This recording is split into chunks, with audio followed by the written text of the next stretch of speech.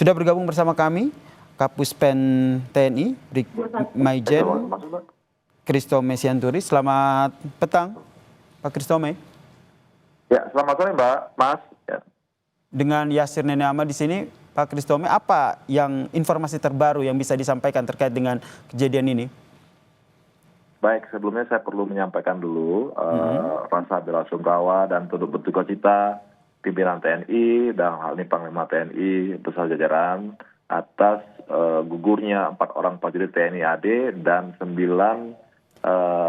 meninggal dunia 9 masyarakat sipil dalam di lokasi peledakan pemusnahan amunisi tidak layak pakai atau APKIR inventaris TNI AD dari Gupusmu 3 Puspalat, Pusat Pelatihan Angkatan Darat pada tanggal 12 Mei 2025 pukul 9.30 hari ini gitu ya. Adapun data dari keempat prajurit TNI AD yang gugur yaitu Kolonel CPL Antonius Hermawan selaku Kepala Gudang Munisi 3 Puspalat, kemudian Mayor CPL Anda Rohanda Kasimin Gutbak Gupusmu 3 Puspalat, Kopda Eri Priambodo anggota Gupusmu 3 Puspalat, dan Patu April Seriawan anggota Gupusmu 3 Puspalat. Dan 9 warga sipil terdiri dari Saudara Agus bin Kasmin, Saudara Ipan bin Obur, Saudara Anwar bin Inon, Saudara Ius Ibing bin Inon, Saudara Ius Rizal bin Sepuluh, Saudara Toto, Saudara Dadang, Saudara Rustiawan, dan Saudara Endang. Saat ini ke-13 jenazah tadi sudah berada di RSUD Pamengpek dalam rangka untuk melakukan autopsi dan pemulasaran jenazah. Tim di lapangan saat ini sudah mengamankan atau mensterilisasi lokasi peledakan sehingga tidak ada anggota TNI yang berusaha merapat atau mendekat dan juga anggota masyarakat untuk mendekati lokasi peledakan. Sampai tempat tersebut dinyatakan betul-betul aman oleh tim dari Pusat Pelatihan Angkatan Darat sendiri. Lahan tersebut merupakan lahan milik BKSDA Garut yang memang sudah biasa digunakan oleh tim Gupusmu dari Puspalat TNI AD untuk melakukan pemusnahan terhadap munisi-munisi yang memang sudah kadaluarsa atau sudah expired tadi. Demikian kira-kira yang bisa kami update, Pak. Baik, Pak Kristome. Ya, halo. Ya, untuk proses identifikasi sendiri, apakah sudah selesai dilakukan? Identifikasi apa nih maksudnya? Identifikasi kepada korban 13 orang tewas ini.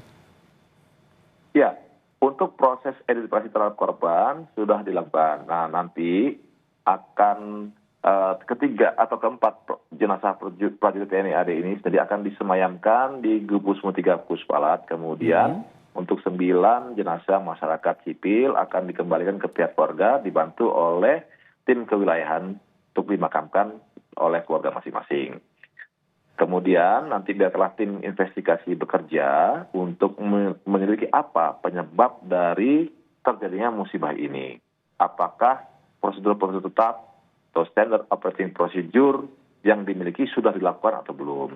Kalau sudah, kenapa masih bisa terjadi hal ini? Nah, ini sebagai bahan evaluasi kita juga ke depan untuk menghindari terjadinya korban-korban atau kejadian-kejadian serupa di kemudian hari. Demikian kira-kira, Mas.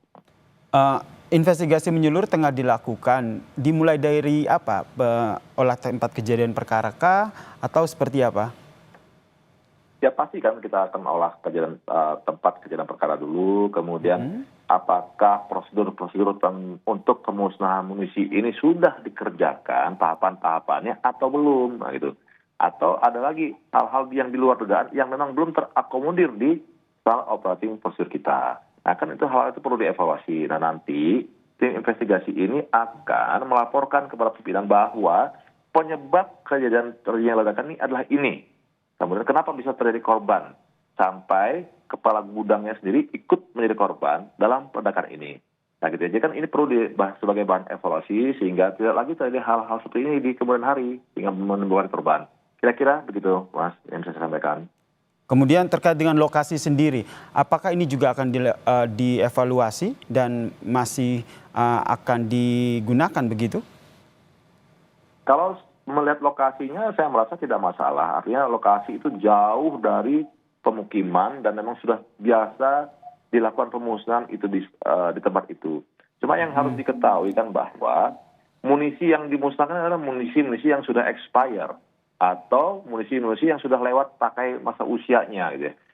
Sehingga itulah kita sebut sebagai munisi-munisi yang tidak normal gitu Mas. Ya, jadi sehingga apapun bisa terjadi. Nah untuk itu perlu nanti tim investigasi melihat apakah lubang yang dibuat untuk pemusnahan munisi ini kurang dalam atau memang harus dipisahkan antara munisi dengan kaliber sekian dengan kaliber ini sehingga tidak jadi satu. Nah itu kan jadi sebagai bahan evaluasi kita di kemudian hari ya. Bagaimana detonatornya, bagaimana pengamanan detonatornya.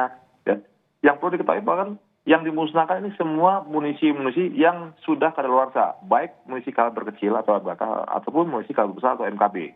Dan masing-masing munisi itu mempunyai radius daya ledak yang berbeda-beda. Nah, gitu ya. Yang lebih paham tentang hal itu adalah tim pusat peraturan Angkatan Darat Pintu Patri, gitu Bang. Sehingga mereka lah yang lebih tahu bagaimana apa yang harus dikerjakan, apa yang tidak harus dikerjakan, sehingga kemudian hari nanti tidak lagi terjadi hal-hal teknis seperti ini. Itu Mas. Baik.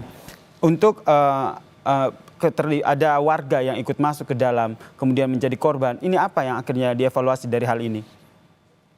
Ya, informasi awal yang kita terima, kebiasaan masyarakat di sana adalah apabila telah terjadi pemusnahan, peledakan, maka mereka akan mendatangi tempat itu untuk mengambil logam, ada kuningan, ada tembaga, ada besi, sisa dari munisi yang ledakan tadi. Setelah dikumpulkan ini akan menjadi nilai jual, ada nilai jualnya, dijual ke tempat pengepulnya, ya munisi, ada kuningan, ada tembaga, ya. Nah itu kan jadi duit ya gitu ya, jadi ada nilai keuntungan. Nah itulah yang analisis kita yang dicari oleh masyarakat untuk mengumpulkan logam-logam tadi. Nah itu analisa awal kita. Nah makanya nanti ke depan ini kan perlu aturan yang lebih strict lagi, berapa lama sih setelah peledakan itu masyarakat boleh baru merapat ke tempat lokasi peledakan sehingga bisa terhindar dari ledakan-ledakan susulan. Karena ingat tadi bahwa munisi yang kita musnahkan ini adalah munisi yang tidak normal. Gitu. Jadi perlakuannya pun tidak normal. Kadang-kadang kita anggap sudah tidak masalah, ternyata masih jadi masalah. Nah, gitu ya. Itu yang harus nanti dievaluasi oleh tim investigasi, Mas. Baik, kita nantikan seperti apa investigasi menyeluruh dari kejadian ini ya. Terima kasih Kapus Pen TNI Majen TNI Christomay Sianturi telah bergabung bersama kami dan memberikan informasi di Breaking News Kompas TV. Salam sehat Pak Christomay. Terima kasih Mas, selamat sore.